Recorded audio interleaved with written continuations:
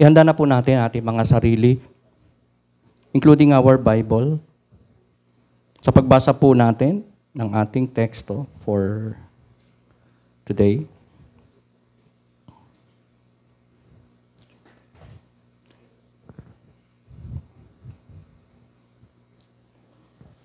Ipakita ko po sa inyo ang ilang mga pictures bilang panimula.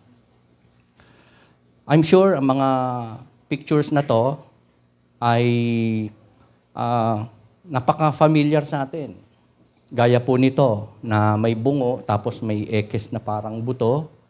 Nang ibig sabihin ay poisonous, nakalalason, delikado.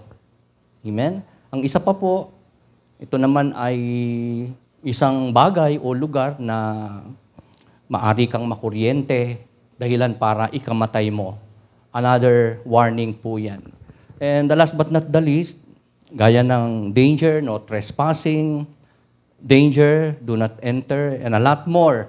Mga ito po ay mga babala na somehow napakadelikado, nagsisilbing gabay sa atin para hindi po tayo mapahamak.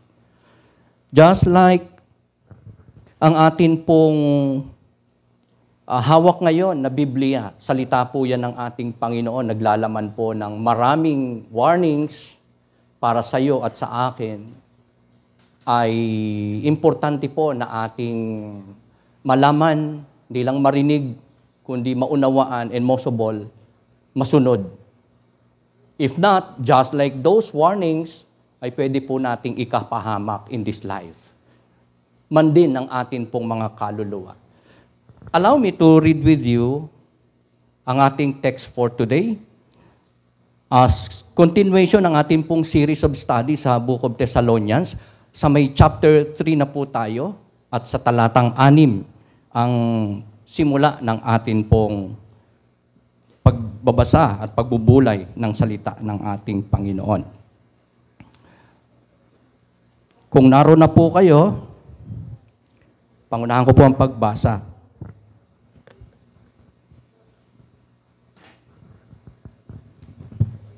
Sa Tagalog po muna, ay ganito po ang nakasulat. Sana po masundan niyo po ako. Ang segment title po nito sa Tagalog, Babala Laban sa Katamaran.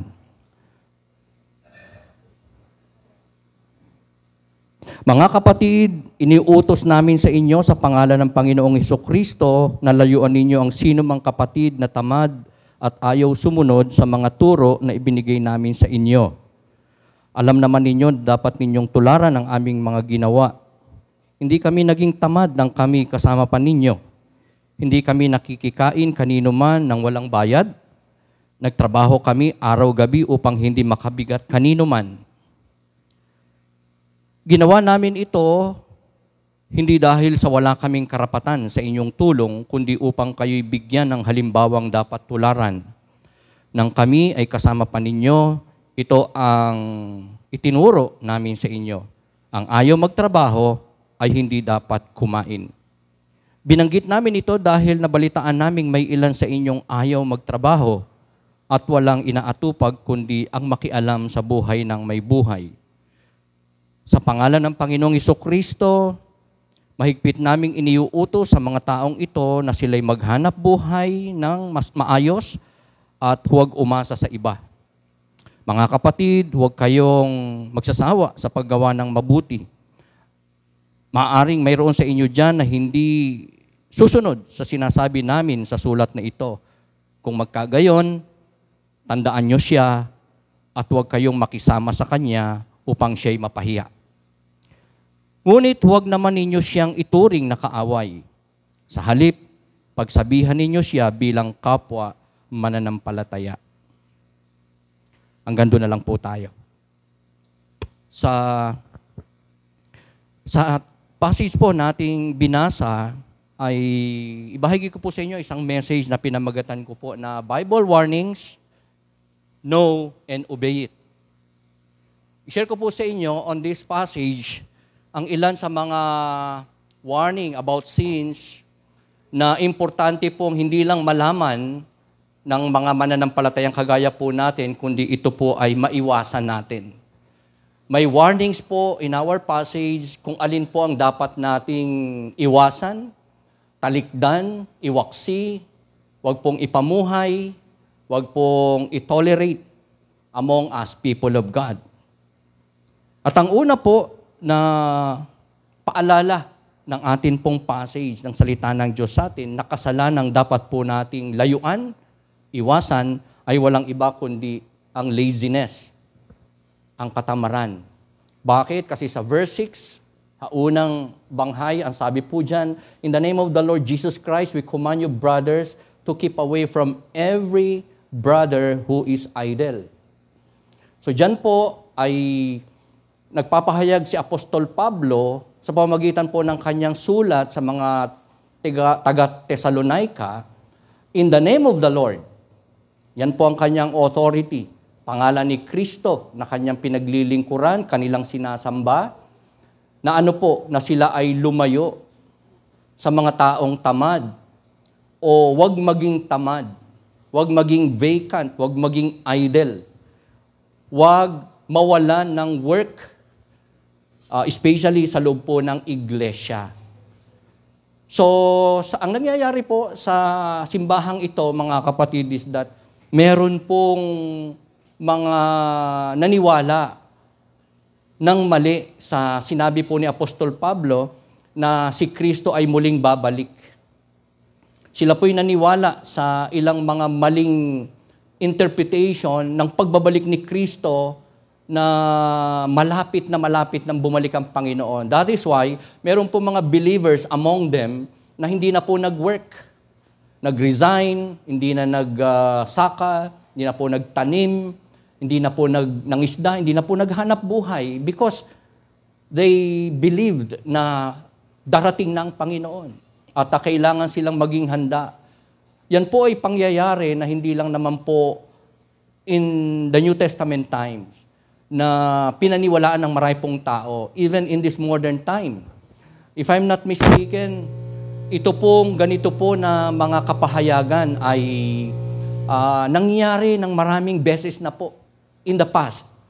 History says na marami pong churches, mga tao nagsabi na babalik na si Lord, so maghanda na tayo. Kaya marami po namundok na, nag-stay na lang sa monastery, at nagsama-sama na, believing na babalik ng Panginoon at kailangan sila maging handa. Iniwan nilang kanilang mga trabaho, mga properties nila, binenta nila, ang kanilang mga ilang mga kayamanan, idinonate na nila sa simbahan, at sila po ay namundok o tumira na sa kuweba at hinintay po nila yung imminent na pagdating ng Panginoong Jesucristo. Ang huli ko po na naalala about this event in the past ay 1979. Ako po ay 13 years old by that time. Alam na alam ko na po na lumaga na po ang ganito rin pong kapahayagan among churches. At ang buong mundo, marami pong bansa, halos buong mundo po ay nag-alala po sa kapahayagang ito. Mismo ng simbahan, mga simbahan, na darating na si Kristo kasi yung Skylab. Sino po nakakaalala na Skylab? Isa pong satellite yan sa outer space na di umano ay babagsak sa mundo at hindi lang po yan mag-create ng grabing impact sa buong mundo, kundi ang mga computers ay magbabag down. Tinatawag po yun na Y2K during that time, na magbabalik sa 0-0 ang lahat ng computer at affected yung mga nuclear missiles all over the world na iigkas ng walang habas, hindi makukontrol. At yun na po yung sinasabi nila na katapusan ng mundo, babalik na si Kristo. Kaya ang mga tao po that time ay hindi lang takot na takot, kundi nag-abang talaga sa pagbabalik ng Panginoong Jesucristo. At marami po ang nag-resign, hindi na po nagnegosyo, iniwan na ang kanilang mga pamilya, iniwan ang kanilang lugar, dinonate na ang kanilang mga kayamanan sa church, believing na yun ay offering sa Panginoon para sila po ay maging acceptable, maligtas sa pagbabalik ng Panginoong Jesucristo. Pero hindi po nangyari. mali na prophecy, mali pong revelation, mali pong katuruan. Ganyan po ang nangyari sa Thessalonica. Kaya po may mga believers po sa church na to, sinulatan ni Apostol Pablo at sinasabi niyang kayo ay magtrabaho, huwag kayong tamad. Kasi umasa na po sila sa tulong, suporta, pakain ng church. Meaning sila po ay naging burden ng church. Sila po ay naging dependent na nasa church na lang, nasa four corners church, o kung humahayo man, pero mali na paniniwala sa muling pagbabalik ng Panginoon. In the first place, meron po silang mga pamilya na dapat po nilang supplyan ng kanila pong provision, buhayin, mga magulang, anak, kapatid na nangangailangan ng kanilang support, pero hindi na po nila nagagawa. Dahil nga po, hindi na sila nagtrabaho.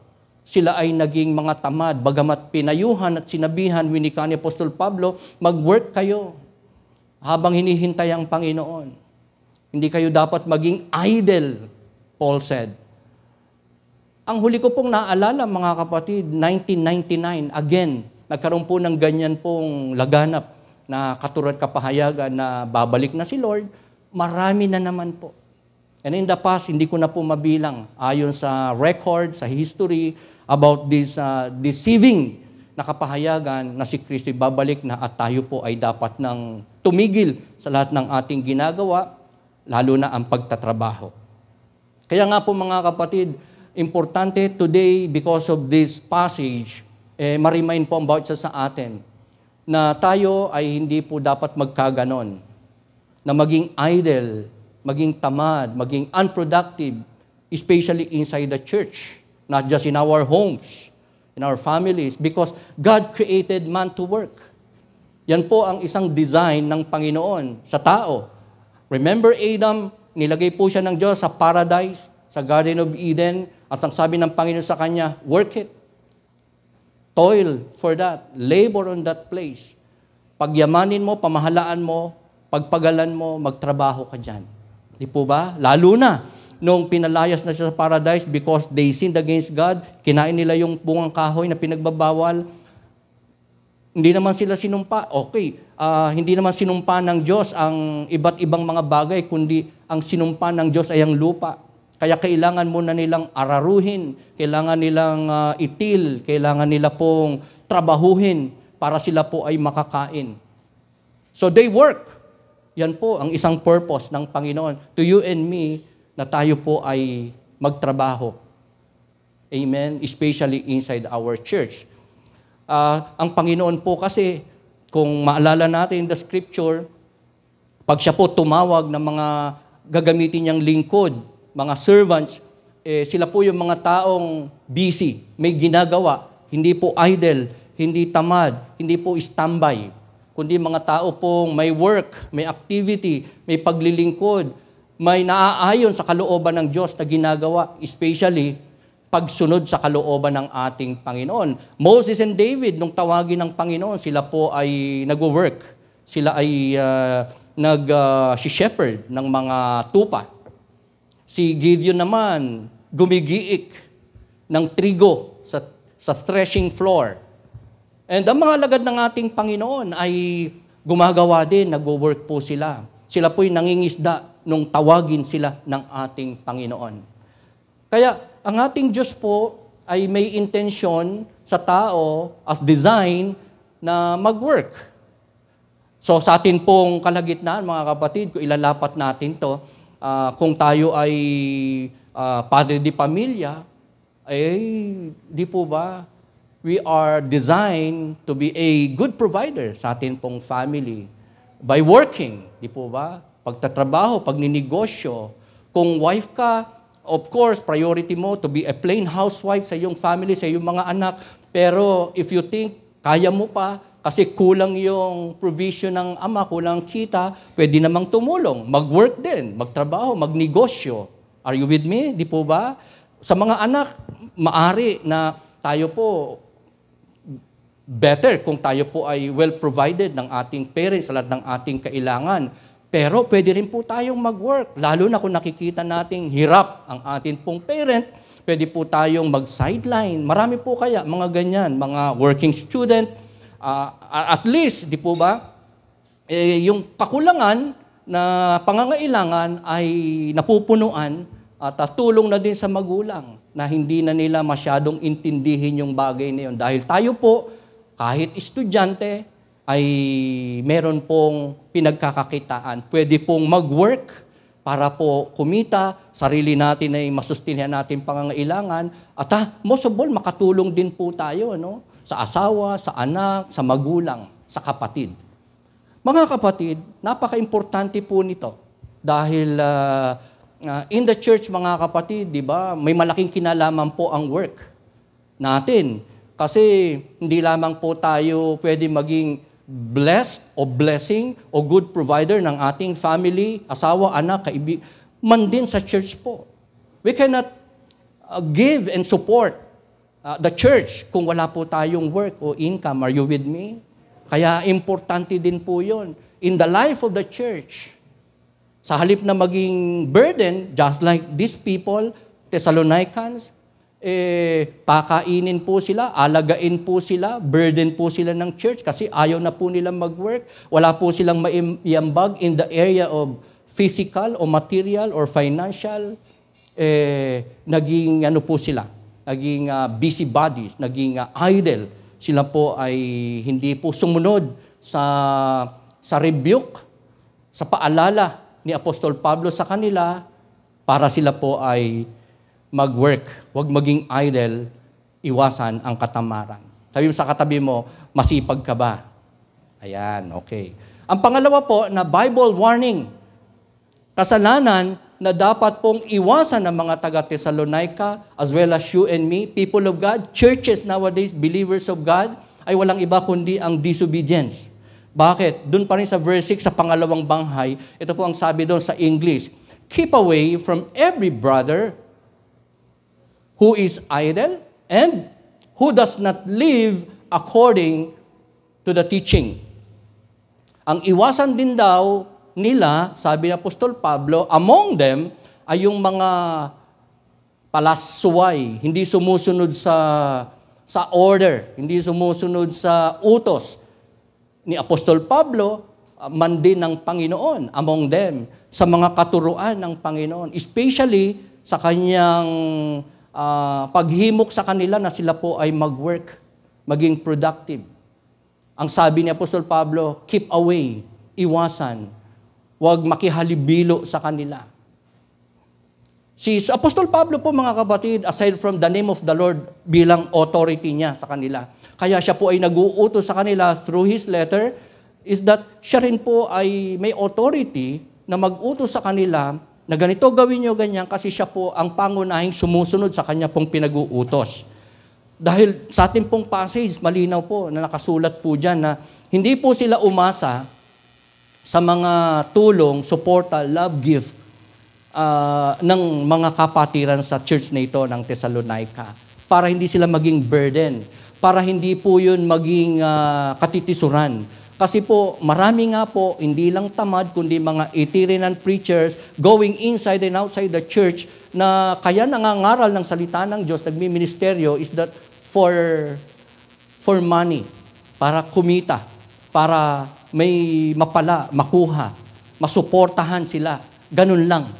Pero bagamat laganap yan, nagpakita po ng magandang example si Apostol Pablo, kasama ang marami pa pong mga leaders, preachers, mga matatanda sa iglesia na nagmi-mission sa kanila, such as Apostle Paul, kahit malayo, pero nung siya ay nasa kanilang piling o pag siya po ay dumadalaw sa kanila, hindi po siya nagpapabigat.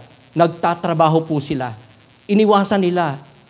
It's not just they don't have the right to be supported.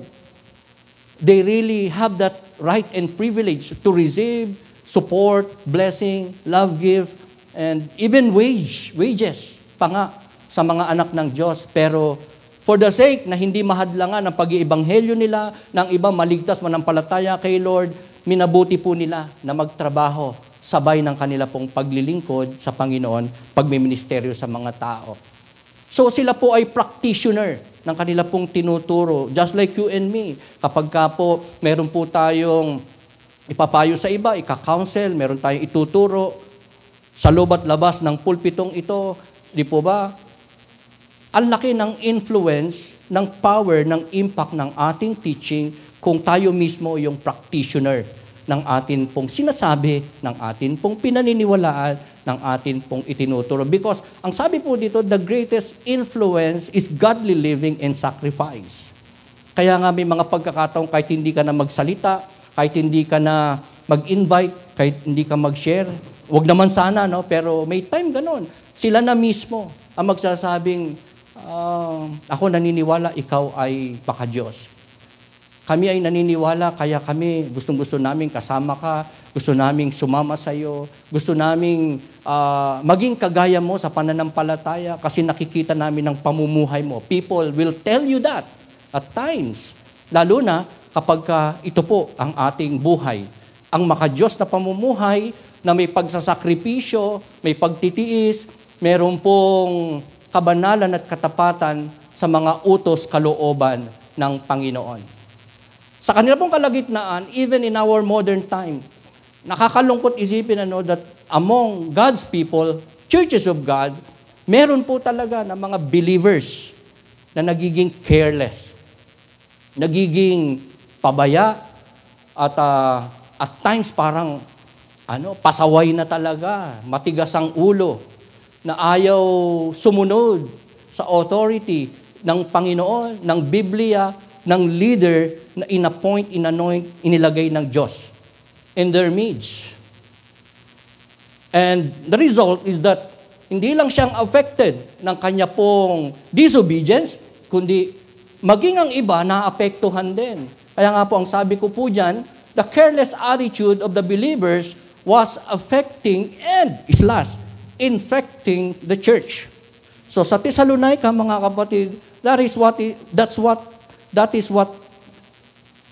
what is happening. Yan po yung nangyayari, mga kapatid. Dahil meron po among them naging idol, mali ang paniniwala sa second coming of the Lord at hindi na po sila nagtrabaho. Naging busybodies na lang at naging burden at umaasa na lang. Pero, bagamat sila po'y affected ng disobedience na yan, may apektado pa pong iba. Ang mga kapatiran, lalo na ang kanila pong pamilya, I believe so, ay affected ng kanila pong disobedience na to. At parang sakit, yung kanilang katamaran, idleness, ay nakahawa sa iba. Kasi, ang iba ay tumulad sa kanila. Ang iba'y nahikayat pa nga nila na wag sumunod sa sulat, utos ni Apostol Pablo na sila ay magpagal, magtrabaho, wag maging timid, wag maging idle, wag maging unproductive, wag maging tamad. Marami po silang na-impluwensyahan. Parang halimbawa, tayo po yung taga Thessalonica at may ilan po sa atin ang naging gayon, pwedeng ang iba ay tumulad. Parang sasabihin niya, ikaw nga, ganyan bakit? Ako na rin, gagaya na. Late ka nga lagi, bakit ako sasabihan mong agahan, maging punctual. Parang ganun po, nakakahawa, nagkakahawahan, nakaka-infect yung kanila pong pagkukulang at kasalanang ginawa. At dahilan para ang church po ng Thessalonica ay magkaroon po ng factions, divisions, mga hindi po pagkakaunawaan, disorder. Nagkaroon po ng disorder among God's church and God's people. Kasi nga po, bukod sa may sumuway, may nag-disobey, meron pong mga gumaya, may naapektuhan, may nahawahan ng kanila pong maling paniniwala at maling gawain. There are lots of believers during that time, naging disobedient, palasuway, at sa ating panahon, I believe, may mga ganyan din pong nangyayari sa iglesia ng Panginoon. Mga kapatiran, members, believers na busybodies. Busybodies. Ang ibig sabihin po ng busybodies ay yung parang busy siya, pero wala namang na-accomplish. Parang kung saan-saan lang dinadala ang kanyang attention, ang kanyang oras, at kung hindi man talagang darating, aalis, uupo, tatayo, at wala talagang na-accomplish, nakalooban ng Diyos. While in the Church of God, habang nasa service, is that wala ka talagang makikita na parang accomplishment niya sa Panginoon, sa kalooban ng Panginoon. Especially in the church, sa loob ng simbahan. So, basically, mga ganun pong klaseng tao na busybodies, parang nagsasabing, busy ako, marami akong ginagawa, loaded ako, tapos pag pinagmasdan mo, oo, minsan parang may ginagawa naman, pero what is that? Ano ba talaga ang motivation niya? Ba't niya yung ginagawa? At ano ba ang na-fulfill? Sino bang napiplease? Ano ba ang kanyang nagiging victory in doing such and such? Pero kung iyong pag-aaralan, parang wala naman din talaga na nagiging kapararakan, fulfillment, victory o accomplishment sa kanyang mga pinagagagawa inside and outside the church. So they were busybodies na tinatawag, and by nature, ang mga busybodies ay yan po yung parang, kunyari busy, parang busy-busyhan, pero dahil hindi naman talaga busy, walang work, walang ginagawa, ibang tinatrabaho. Ang pakialaman ang buhay ng mga may buhay. Yung hindi niya kanya, hindi niya dapat pasukin, hindi niya dapat isipin pa, hindi niya na dapat na panghimasukan, pinapakialaman niya.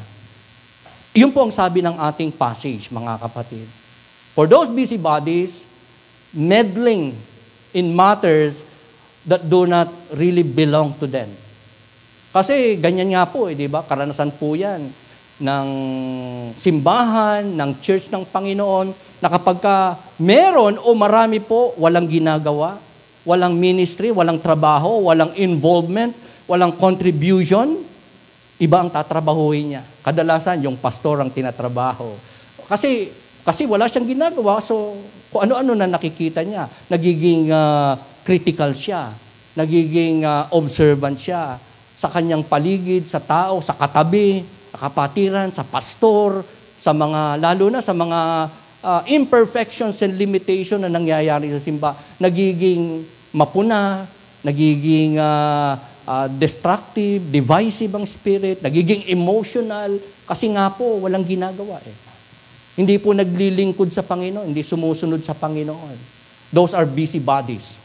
And usually, they meddle in matters that do not belong to them. Yan po yung pangalawa, disobedience, na malinaw po na sa ating passage ay babala ng Panginoon na dapat pong iwasan ng mga mananampalataya, such as you and me, na magawa po natin yung pagsuway sa kalooban, utos ng Diyos. And even yung mga membro ng simbahan, kapatid, na mapapansin mong disobedient, lazy, Apostle Paul said, stay away from them. Huwag kayong makisama sa kanila, iwasan, para mapahiya. Okay. Ang pangatlo po, na Bible warning, kasalanan na ipinapaalala ng Diyos na dapat layuan, iwasan ng mga mananampalataya sa Thessalonica is rebellion. Ito po yung pangatlo. Aside from laziness, disobedience, ito po yung pangatlo. Rebellion. Kasi, mababasa natin, sa verse 7 hanggang 13, ay hindi ko na po mailagay kasi mahaba-haba, pero kunin ko na lang po yung napaka key verse o significant na passage po doon para ma-point out ko po sa inyo this major point.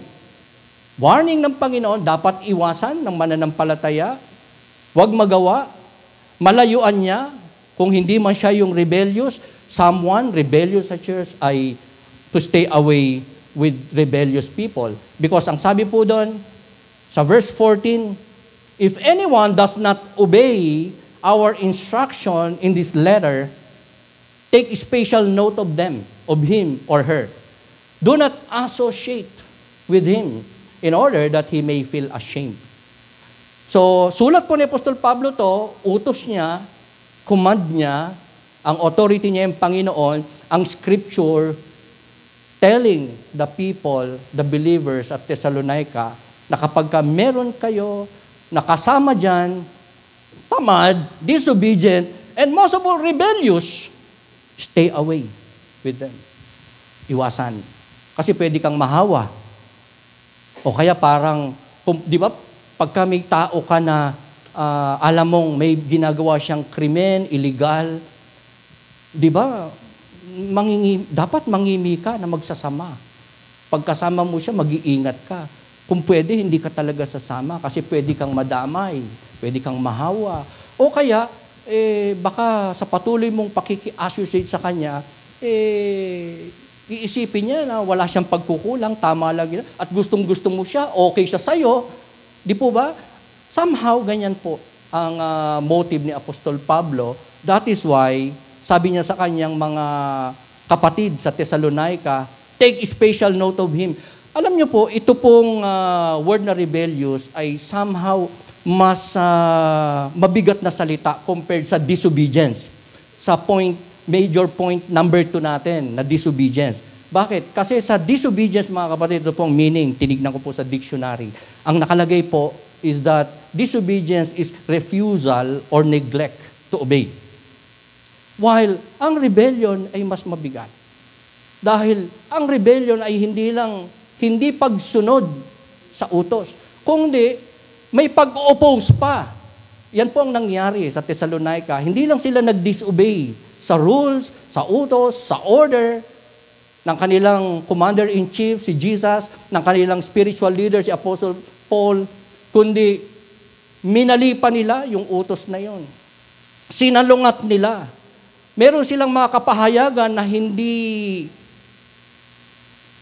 tama sa salita ng Diyos, sa utos ni Apostol Pablo, na kanilang minamali, minemenos, na kanilang parang pinapahayag na yan ay hindi totoo.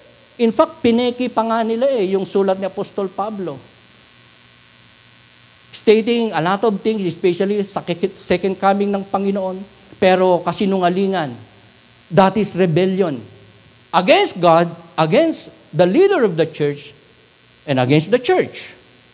So, I would say, mas mabigat ito pong disobedience compared to rebellion. Bagamat sa isang pagtaya o pagtingin ay synonym po sila.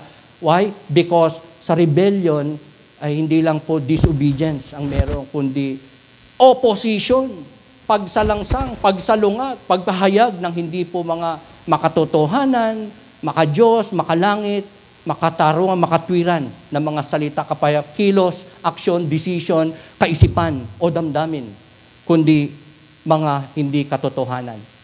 Alam niyo po, sa church, importante po ang disiplina na sinasabi po ni Apostol Pablo.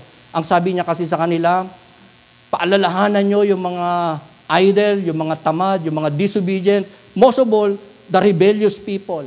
Warn them again and again. Yan po ang ginawa ni Apostol Pablo. Sinulatan niya sila, first letter, second letter. Pero sabi niya, sa pangatlo na sumuway yung mga yan, disiplinahin niyo sila. At alam niyo, basically, nowadays, ang discipline sa maraming churches, nanggagaling sa board o sa pastor. Pero dito po mga kapatid, iba po ang presentasyon ng Apostol Pablo. Ng discipline ay hindi lamang po kay Apostol Pablo nanggagaling. Hindi lamang po sa mga associates niya sa Thessalonica, sa church na to. Even among God's people. Di po, yan po ang utos niya eh. Layuan nyo, discipline po yun. I-rebuke nyo, discipline po yun. Layuan nyo, discipline po yun. Nino, hindi lang ni Apostol Pablo, ng mga associates niya, man din ay ng bawat mananampalataya in the church. That is why Paul said to them, discipline them, especially if they persisted in their disorderliness, sa kanilang pagiging unruly, sa hindi nila pagsunod, and most of all, pagre-rebelde, pag-oppose sa utos, kalooban ng Panginoon. Discipline. Alam nyo, hindi madali magdisiplina. in the church. Pero it is God's will na pairalin ang disiplina. Kung hindi kasi, hindi magagawa ng simbahan ang kanyang mandate sa Panginoon if the people of God will become unruly, disorder, disobedient, and most of all, rebellious. Church discipline, halimbawa mga kapatid, among us, magkaroon po ng, meron sa atin dito, magkaroon ng banggaan, nagkasamaan ng loob, personal differences. Anong dapat gawin? According to the scripture, kailangan mo siyang puntahan. Kung may nasabi siya sa hindi maganda, may nagawa siya hindi maganda, nagkasala siya sa iyo, huwag mong ipagsabi sa iba. Direkta mo siya na puntahan, kausapin, ipakita mo sa kanyang pagkukulang, i-counsel mo siya, advisean mo siya, i-win mo siya. Ayan. Maliban na lang pag ayaw makinig, itanggi niya, hindi siya maniwala, doon ka lang pwedeng pumunta sa iba para magpatulong. Tulungan mo ko, payuhan mo to, kasi ito yung doon lang. Are you with me? Pero pag hindi pa rin talaga naniwala, hindi mo na-win, talagang siya ay blind, unrepentant, o ayaw talaga sumunod sa kalooban ng Diyos, yun, ang buong simbahan na ang pwedeng sa kanya ay dumisiplina.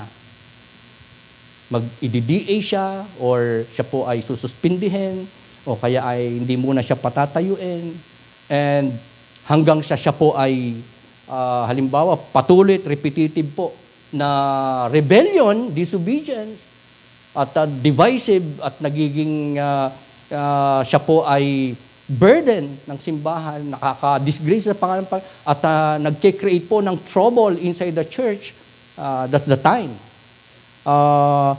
Matapos gawin ang lahat ng proseso at steps, tsaka lang pwede na siya po ay i-expel, i-excommunicate, itiwalag, o tanggalin, o ibilang na hindi mananampalataya, kundi pagano o heathen.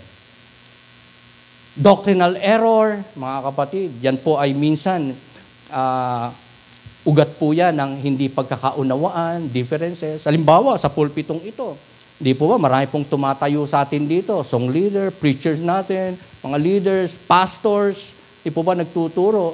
If ever, meron po tayo narinig na somehow parang hindi po natin matanggap, matake, na-offend tayo, we think na parang hindi po biblical.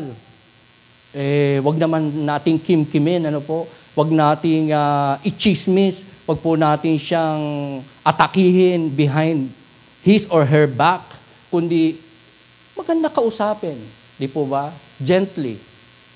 At sabihin natin, pastor, elder, deacon, deaconess, parang may nasabi kayo kanina, kahapon, isang linggo, ganito. Totoo po ba yun? Kasi ang paniwala ko po'y ganito. Di po ba? With a purpose na gusto mo siyang i-win and not to criticize destructively, kundi siya ay pagmalasakitan. Ang sino mang tao na maari nating makaalitan, makasamaan ng loob kasi may ginawa sa atin, o may narinig tayo sa kanila na hindi natin gusto, sa loob at labas ng pulpitong ito, importante po yung advice, yung counsel, heart to heart na pakikipag-usap, pag-uusap, at even discipline na dapat ay tama ang motibo. Di po ba tayo, mga magulang, we usually discipline our loved ones, our family, mga anak natin, di po ba? Ganon din sa church. Pero ang pagdidisiplina sa loob ng simbahan ay, of course, gaya ng pagdidisiplina natin sa ating pamilya, anak. Di po ba? Na dapat ay ang motivation ay pag-ibig, di po ba? May kabanayaran, may tamang purpose. Yung bang ang purpose kaya natin dinidisiplina natin, di ba? Para mapabuti sila. Di ba ganoon natin dinidisiplina yung ating mga anak? Bakit natin yan dinidisiplina? Para mapabuti. Kasi mahal natin eh. Kaya in the church, it's the same. When we discipline, if you will discipline someone, if we will discipline someone, it has to be with love. With an intention na siya po ay mapabuti. Hindi po kagaya ng isang hukom na pag nagdisiplina, talagang base kasi sa kung ano nakasulat sa batas, kung ano ang rules, kung ano ang sentensya. Isang hukom na pag humatol, pwedeng walang pag-ibig eh. Pwedeng ang galit eh. Di po ba? Pwedeng ang hukom galit sa rapist, kaya hinatulan niya ng 3 life sentence. Sa halip na isa lang. Walang pag-ibig po. Sumusunod lang sa kung ano tinatadhana ng batas, bugso ng galit sa ginawang kasalanan, walang malasa. Hindi naman po lahat. I believe may mga hukom naman, judge, na may pagmamahal po na humahatol at maging sa akusado. Pero hindi maikukumpara sa marami pong judge ang pagdidisiplina na meron ng isang magulang gaya mo. Sino po sa atin, kamakailan lang, nagdisiplina ng anak. Nirebuke mo ang anak mo. Pinahiya mo na. Kasi kailangan na eh. Kasi yung mga paalala, saway, tapik, mga advice, counsel, hindi na tumatalab. At kailangan mo na talaga siyang disiplinahin, paluin, i-rebuke. Para ano? Di ba? Hindi para mapasama. Amen? Para mapabuti, mapanuto. Amen? So, same is true in the church. Ganyan po ang discipline na kailangan sa atin pong simbahan. Lalo na pagka ang kasalanan ay repetitive, tapos siya ay nagiging troublemaker na. Ayan, talagang kailangan ng rebuke, kailangan ng saway na matindi, kailangan disiplina, kailangan ng palo. Lalo na kung yan ay immorality, to the point of being expelled. Kung paulit-ulit, troublesome na siya, burden na siya, disobedient and rebellious, talagang ayaw makinig, kailangan na po talaga ng hindi lang disiplina, kundi matindi-tinding disiplina. In my experience, mga kapatid, meron na po akong mga dinisiplina. Meron po akong, dahil po tuwing darating, closing, matatapos na yung preaching ko, worker po kasi sila eh. Hindi naman natin pwedeng, di ba, parang hindi tayo pwedeng maging gentle sa mga worker o leaders ng church na repetitive, ayaw sumunod talaga. Talagang dumating po talaga yung point after doing every process. Patience, gentleness, understanding, advice, counsel na maayos. Even rebuke na, dumating na po doon. Wala pa rin. At pagdating, closing song na, nakangiti pa, ang saya-saya pa. They are workers, leaders. Sinabihan ko na talaga, kapatid, kung hindi mo talaga kaya, hanap ka ng church na ang service, medyo tanghali-tanghali. At least doon sa church na yon, makakapakinig ka ng buong preaching, mafe-feed ang soul nyo, ang heart nyo, ang family mo. Pinapili ko na po. Kung hindi mo talaga kaya, ayun, lumayas at ako'y isinumpa ng pamilya. Pero yung parent na sinabihan ko, naintindihan ako. Kaibigan pa rin kami. Pero the rest of the members of the family, sumama ang loob sa akin. So, mahirap po magdisiplina. May mga member ako nung araw, talaga, worker pa, troublesome na, talagang divisive. Hindi nawawala ng away, siya ang dahilan. Chismis, gano'n, critical, tapang-tapang. Matapos ang marami pong pasensya, saway, disiplina, unawa, pagpapala. Dumating po yun, sabi ko, kailangan natin maghiwalay. That's discipline. Pero, like Peter, di po ba, overtaken by sin po yan si Peter. Dininay niya ang Panginoon. Grabe yun. Dininay niya talaga. Hindi ko kilala yan, si Kristo. 3 times. Si David, siya po ay nag-commit ng adultery. Siya po ay pumatay. Pinatay niya yung asawa ni Bathsheba. Pinapatay niya. Pero sila po ay, di ba, hindi naman tinignan ng Panginoon na kaaway. Sila po ay nagsisi nung nirebuke gently ng prophets, ng Panginoon, nagrepent, nagbalik loob, nagsisi, at tumalima, bumalik sa kalooban ng Panginoon. So, ganyan din tayo in our midst, mga kapatid. Somehow, baka ikaw ako, o meron tayong kapatid na magkasala, public sin, tapos sa repetitive, we have church discipline, we have process, we need to be gentle, we need to be forgiving, at kailangan natin silang payuhan, alalayan, gabayan. Kung kinakailangan i-rebuke para mapabuti, we will do it. Dahil ayaw natin na sila po ay manatiling deceived at disgrace sa Panginoon at hindi lang mag-aani ng konsekwensya o sumpa, kundi pwede pong maka-infect, hindi lang maka-affect sa iba, kundi maka-infect ng ibang mga kapatiran, people around us. And even to the point of excommunication or ma-expel, yan po ay discipline ng simbahan ng Panginoon. So, importante, pag tayo nagdisiplina, di ba? Sa bahay man, sa pamilya, especially sa church, wag natin silang tatuhing kaaway. Amen? Dami ko na pong mga hindi lang po sa church natin. Even sa body of Christ, mga talagang kaibigan, kapatiran, kakilala, nagkahiwalay. Pero kahit saan po kami magkita, binabati ko po yan. Wala pong hard feelings. Wala pong sama ng loob. Kahit gaano kabigat ang ginawa. Kasi kailangang patawarin. Kailangan wag tratuhing kaaway. Kasi kapatid pa rin sa Panginoon yan. Amen?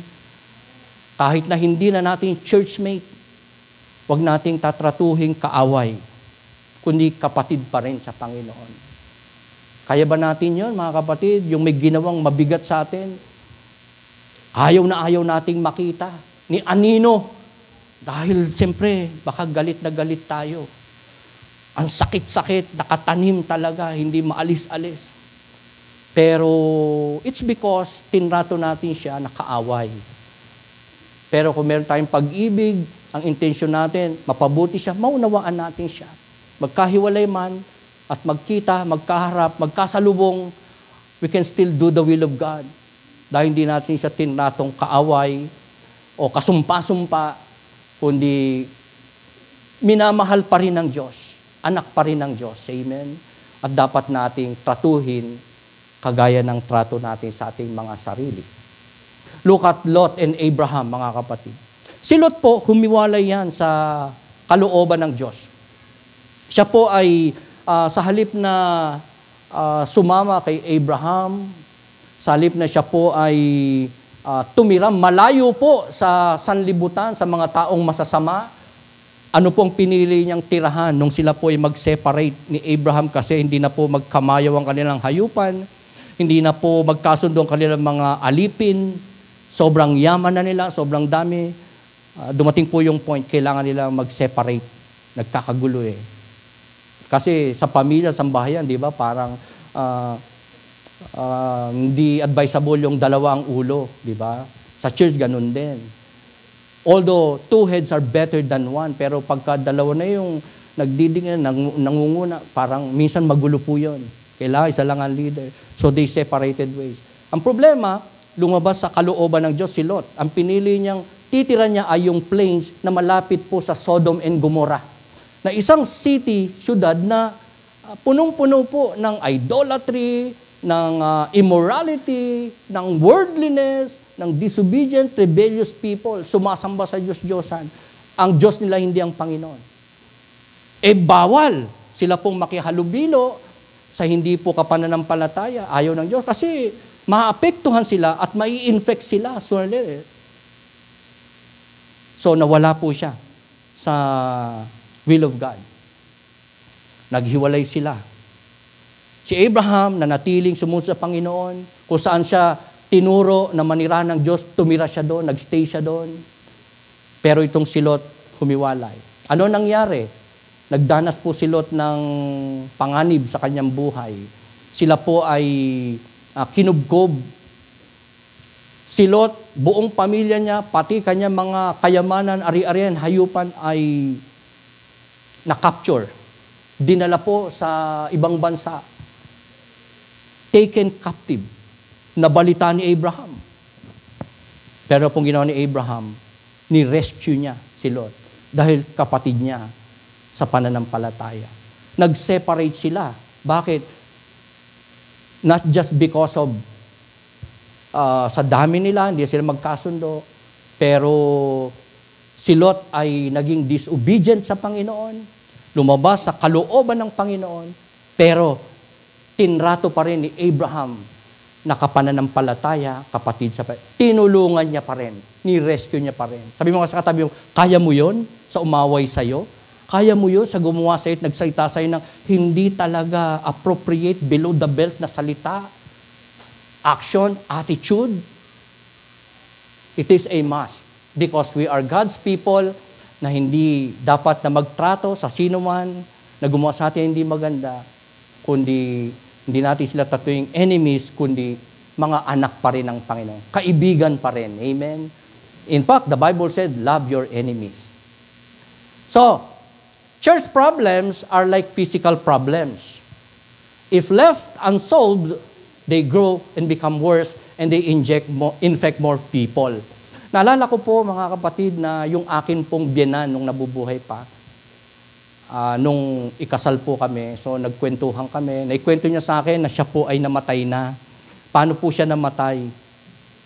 Umaga, nagwalis po siya, nasalugsugan po siya sa daliri ng walis tingting.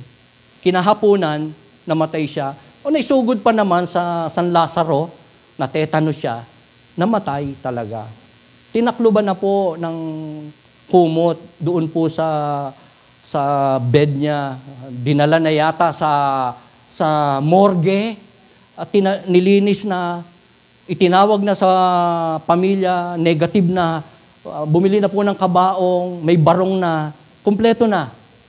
At yung pong huling attendant na naglinis sa bangkay niya at nagtalukbong ng kumot na puti, ay nung bago lumabas ng pinto, papatay niya ilaw, napalingon siya dun sa ulo, gumalaw yung kumot. Gumalaw. Binalikan niya. Na parang huminga dito sa tapat ng ilong yung binalikan niya at tinawag yung mga doktor, buhay pa po, nabuhay. Kaya alam nyo, nung mapangasawa ko, tinuro pa sa akin yung binan ko, ayan yung barong kubik. Namatay na ako eh. Buburol na ako. May kabaong na nga ako eh. Di-deliver na. Eto, yung barong ko, susunod. Namatay na. Nabuhay lang ako ulit. Alam nyo nangyari doon? Sa lugsog. Hindi niya tinanggal, hindi binigyan ng pansin, ikinapahamak po niya, ikinamatay po, natetano. Kaya, sino sa atin natinik na minsan? Di ba? Painful yan. Nasalugsugan. Pag hindi mo yan in-address, hindi yan nasolusyonan, hindi lang kamay mo na nasalugsugan o paa mo na nasugan. Buong katawan magsasuffer. Kaya nga yung binang ko namatay eh. Sa daliri lang po yun. Pero buong katawan niya, affected, ikinamatay po niya. Same is true with the church. Kapag ka meron pong naging lazy, naging idle, naging disobedient, most of all, rebellious, sa kalooban ng Panginoon, hindi lang silang affected. They can also infect other people around.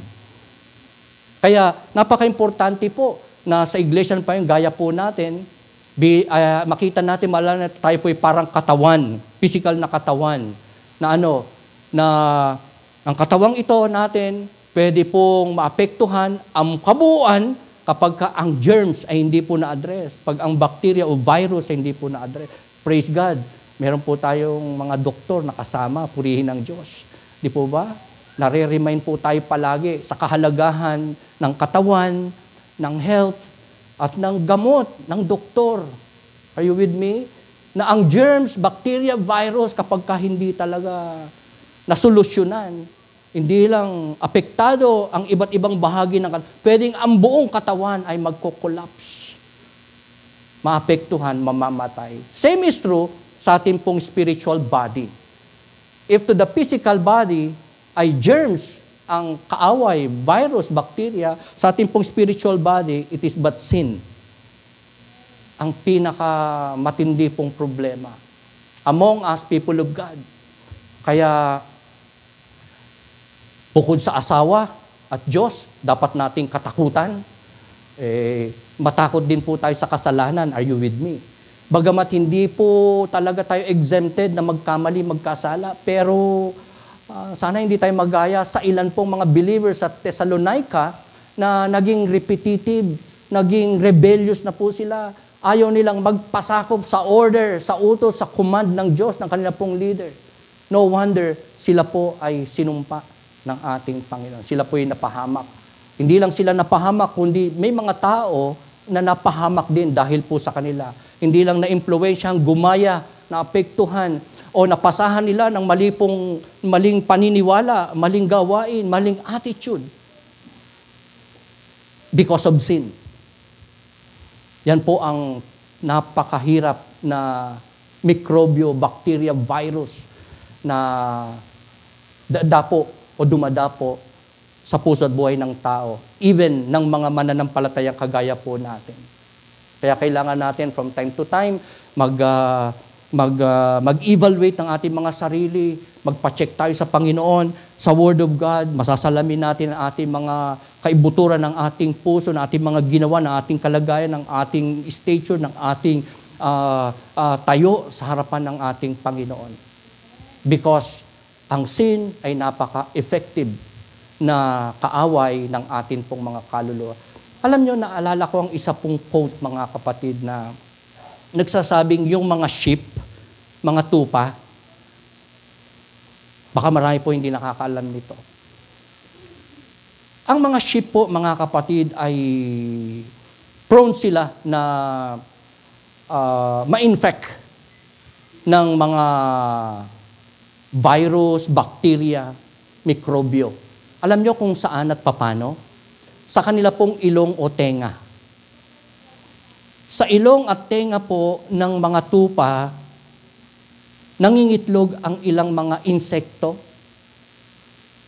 na kapag ka po nangitlog sa loob ng ilong nila o tenga, tapos siyempre dadami po yun, mapipisa, magiging peste po yun sa loob ng ilong, ng anong gagawin ng, basically ang ginagawa po ng tupa, inuuntog po niya ang kanyang, kaya pag nakakita po kayo ng kambing o tupa, na sinusuwag yung pader, yung puno, meron pong nagpondo sa kanyang ilong o tenga na insekto, na mugad, at yun po yung nagpapahirap sa kanya, na gugustuhin pa niyang ibunggo ang kanyang ulo, iuntog na kahit ikamatay niya, kahit nasasaktan siya, mawala lang. So it's the same with people of God, just like you and me. Kapag tayo po naging disobedient sa Panginoon, rebellious sa Panginoon, wala tayong naging productiveness sa kalooban, paglilingkod sa Diyos, we can be infected by the sin that we are committing. At pwede nating hindi lang ikapahamak to, even if ikamatay. What is germs to the physical body? Sin to our spiritual body. Can we say amen? So, in summary, mga kapatid, on this topic, na sinare ko po sa inyo, based on our passage, biblical warning o Bible warning, know and obey it. So yan po, ang warning ni Apostle Paul by the Spirit of God sa mga believers during his time at sa inyo at sa akin. For us to stay away, keep away from laziness, from disobedience, from rebellion, lalo na sa kalooban, utos ng ating Panginoon. Sino po nakakaalala ng acrostic word natin? Sino? Ano yung acrostic word? LDR. LDR? LDR ba? Ano ibig sabihin nun? Laziness, disobedience, tsaka rebellion. Galing. Woo! Kala ko, sasabihin mo, long distance drive. LDR. Ano na ngayon? Laziness, disobedience, tsaka rebellion. Ayun. Lazy ka ba? Disobedient ka ba? Rebellious ka ba? Okay. LDR. Hindi naman din, ano? Okay. Kasi andyan lang si MJ, ano? Purihin ng Diyos. Okay. Bibigyan ko siya ng cheque. Okay. Palakpakan natin si Lord, mga batid. Madali pong tandaan yan, ano? LDR. Sino po LDR dito? Meron po dito? LDR? Ayun, si Nicholas Badet. LDR na Saudi, si Papa Yoyoy. Pero yung lazy, disobedient, rebellious, meron po ba? Sana wala, ano po? Kasi hindi lang tayong maapektuhan. Hindi lang ang Diyos ang madidisgrace. Kundi even ang mga tao beside us, around us, our family, people of God, the church ng atin pong Panginoon. So, ayan, yung ating acrostic word. And insight, as I close mga kapatid, if there is trouble in the church, it's because there is trouble in somebody's heart. Kapag ka po sa simbahan ng Panginoon, such as Thessalonica, including our church, ay nagkaroon po ng kaguluhan, possibly, meron pong puso na nagkakasala. May kapatid, mga kapatiran, o puso na may problema kapag ka may trouble ang isang simbahan. Pero, kung si Kristo ang Panginoon na nasa puso ng mga mananampalataya, gaya nila, gaya po natin, for sure, may kapayapaan. Amen? Kasi yung maliit, di mo papalakihin. Sa halip na i-chismis mo siya, kakausapin mo na lang siya ng heart to heart at personal. Amen? Pag mamalasakitan mo siya, hindi mo siya ida-down.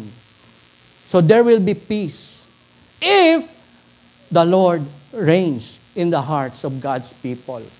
Pero, kung may kaguluhan, may alitan, may satsatan, may kagatan, meron pong traiduran, meron pong critical spirit, meron pong disobedience and rebellion sa puso ng mga kapatiran, somehow, ang kapatid na ito, ang member ng simbahan, somehow, baka hindi tunay na anak ng Diyos. Walang Panginoon sa kanyang buhay. Somehow, baka hindi pa siya talaga nakakakilala ng tunay at personal sa Panginoon. At hindi pa ang Panginoong Jesus talaga ang naghahari, nagre-reign, tumatahan sa kanya pong puso at buhay. That is why there is trouble and war. Hindi lang sa kanyang puso at buhay, kundi maging sa kanyang kalagitnaan, kanilang kalagitnaan, such as the Church of God. So, the question is, are you a part of the peace of the church or part of a war, trouble inside the church? Isang malaking tanong sa atin po ito. Bahagi ba tayo ng kapayapaan ng simbahan? Tayo ba ay may peace sa puso? Hindi ba tayo pinagmumulan ng usapin, ng division, ng faction, ng trouble, ng problem sa simbahan? O bahagi tayo ng dahilan ng pagkakabahabahagi, ng kasalanan, ng kaguluhan, ng disorderliness, ng disobedience and rebellion sa ating pong simbahan? Tayo po makakasagot. I assume tayo po ay may kapayapaan sa puso, may Kristo tayo, may Panginoon tayo. That is why napaka-importante na tayo manampalataya kay Kristo bilang Tagapagligtas natin, sapagkat sinabi po ng Panginoon in His Word, sino man ang manampalataya, tumanggap kay Kristo bilang Tagapagligtas, siya po ay lililim at tatahanan ng Espiritu ng Diyos at ang Diyos ay sasa kanya, magpasawalang hanggan. Hindi na po siya mag-iisa, kundi sasamahan siya ng Panginoon. Hindi siya iiwanan, hindi siya pababayaan ng Panginoon. Ang Diyos ay magsusupply sa kanya ng kanyang mga pangailangan at siya ay magtatagumpay sa paglilingkod at pagsunod sa kalooban ng Diyos. Siya ay magiging channel of blessing. Hindi siya magiging tamad, kundi productive, fruitful na lingkod ng Diyos. Siya ay hindi pagmumulan ng mga division, pagkakabahabahagi ng mga alitan, ng mga sitsitan ng mga misunderstanding. Kung si Kristo ang nasa puso at nagahari sa buhay ng mananampalataya. Purihin ng Diyos sa ating mga buhay. Let's rise up. Tayo po ay umawit sa Panginoon ng pasasalamat, pananampalataya. And most of all, tayo po ay patuloy pong hindi lang magkumpisal sa Diyos ng ating mga nagawang kasalanan, pagkukulang, kundi hilingin natin na tulungan tayo ng Diyos. Puspusin ang kanyang espiritu para may lakas po tayo na labanan ang kasalanan, ang tukso, ang dyablo, at ang mga warning ng Panginoon in His Word, in the Bible, in the Scripture, makaya po nating sundin. Huwag nating isipin na ang hirap sundin ang kalooban ng Diyos. Napaka-imposibleng masunod. Hindi po. Sapagkat ang promise ng Panginoon sa sino mang sa Kanya sasampalataya, siya po ay magsusupply ng enablement by the power of God's Spirit.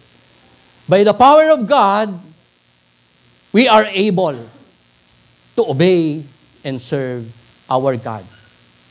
Masunod natin yung mga warnings niya, paalala niya, mga saway niya, rebuke niya, discipline niya, at tayo po ay magkakaroon ng kapayapaan sa ating buhay.